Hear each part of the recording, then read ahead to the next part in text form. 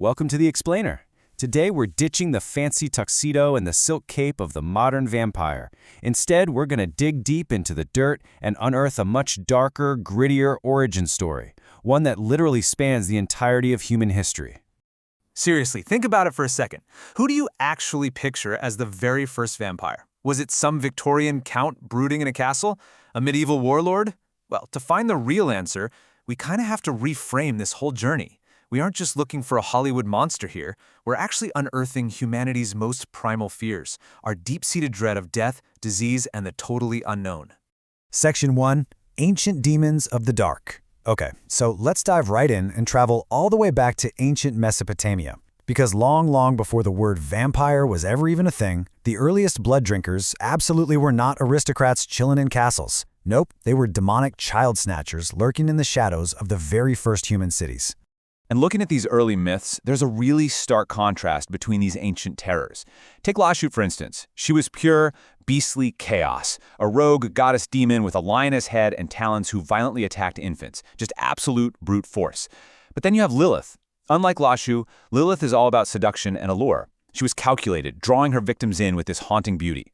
It's fascinating because this perfectly sets up the two foundational sides of the vampire myth that we still see today, right? The mindless, grotesque beast on one side and the seductive, calculated predator on the other. Moving forward into ancient Greece and Rome, things get even more interesting. We see figures like Lamia, a cursed serpent woman born out of pure tragedy, driven to steal children because the gods took her own. Then there's Impusa, this flaming-headed shapeshifter who used disguise to lure and drain men of their life. But the one you really want to pay attention to is the Strix. This was a terrifying, blood-drinking owl that preyed on infants. And here is the absolutely crucial takeaway. The Romans actually used garlic to ward off the Strix. Think about that.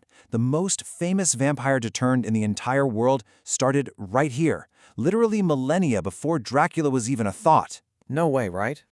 Section 2. Rise of the Revenants. So, we've talked about these ancient wandering spirits, but when did they actually get a physical body? Well, that takes us straight into the Middle Ages, a dark era pretty much defined by the rapid spread of Christianity and these terrifying, completely unexplained plagues.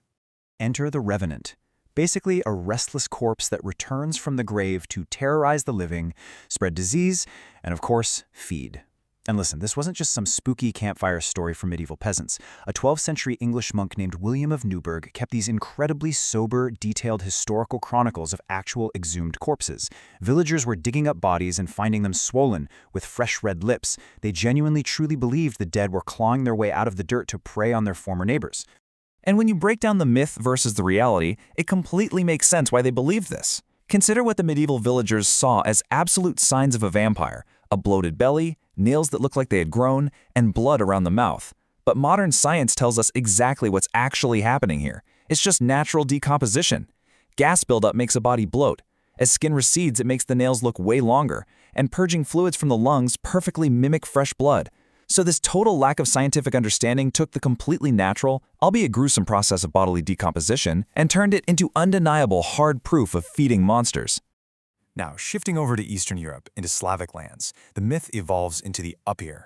And this wasn't just some brainless, shambling zombie. The Upir was cunning. It could shapeshift into mist or animals. But the absolute most terrifying part, it spread vampirism like a literal plague, almost always starting with its own family members. Entire villages were so petrified of this contagious curse that they resorted to some drastic protections. They'd bury their dead face down, or even wedge sharp sickles right over their necks. The idea was that if the corpse tried to rise up, it would just sever its own head in the process. Pretty intense, right? Section 3. A universal human nightmare. It really is fascinating how hyper-specific these European myths get. But let's zoom out for a second and take a global perspective. Because what you quickly find is that almost every single culture on Earth independently invented its own version of a blood drinker to cope with the terrifying mysteries of sudden death and disease. Take the Vedala from India, for example. This one isn't actually a buried corpse at all. It's an undead spirit that possesses the dead. It doesn't even want your blood. Instead, it drains your life force, eventually driving its victims completely mad. And what's really wild to me is that the Vedala was specifically described as hanging upside down from trees, just like a bat, waiting to strike. That's a super specific trait that eventually made its way into Western lore centuries later. Then, over in China, you've got the Jiangshi, brought into this twisted half-life by improper burial rituals or dark sorcery. The Jiangshi moves in these stiff, locked-limb hops. Again, instead of blood, it's after your qi, your vital life essence. And forget about wooden stakes or garlic here. To stop a Jiangshi, you have to use specific Taoist talismans and mirrors to disrupt its spiritual energy. It's a totally different rulebook.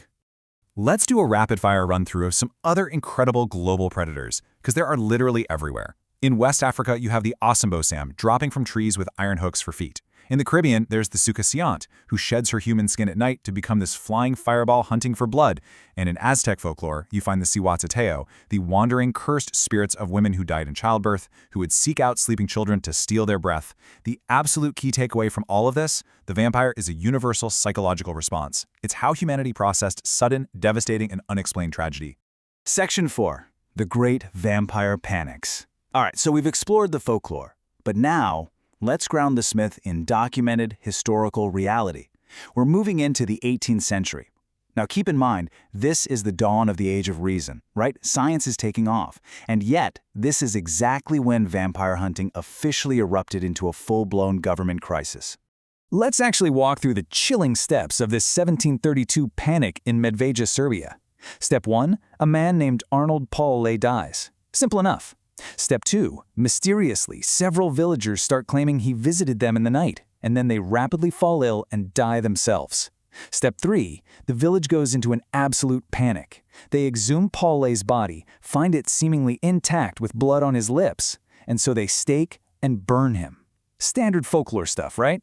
But here is the crazy part. Step 4, this was not just some undocumented peasant riot. An Austrian medical officer was actually there, observed the whole thing, and published a highly clinical, official report called Visum et Repertum, which translates to seen and discovered. This official government document was sent back to Vienna and literally ignited an academic firestorm across Europe. This hysteria became so incredibly widespread that even the greatest minds of the Enlightenment couldn't just ignore it. Just look at the famous philosopher Voltaire. He actually wrote about how these beings were the subject of official inquiries by magistrates. Sure, he was mocking the whole thing, but the sheer fact that a guy like Voltaire felt compelled to write about it just proves how deeply serious this panic was. It got so completely out of hand that Empress Maria Theresa of Austria had to send her own personal physician to investigate the rumors, and she eventually had to pass a strict legal decree banning all vampire exhumations just to restore public order. But the panic definitely didn't stop in Europe. It crossed the Atlantic. Let's fast forward to the 19th century in New England. A horrific disease called tuberculosis, or consumption as they called it, was just wiping out entire families. And these desperate people who had absolutely zero understanding of germ theory started to believe that the first family member to die was actually draining the life from the rest of the surviving family. In 1817 in Connecticut, a skeleton was found reburied with its femurs crossed as a magical ward. By 1854, the Ray family exhumed their own dead. And as late as 1892 in Rhode Island, the body of a young woman named Mercy Brown was dug up, and her heart was literally cut out and burned. These terrified families were desecrating the remains of their own loved ones to stop a monster that was in reality just a microscopic disease. It's incredibly tragic. Section 5. Enter the aristocrat.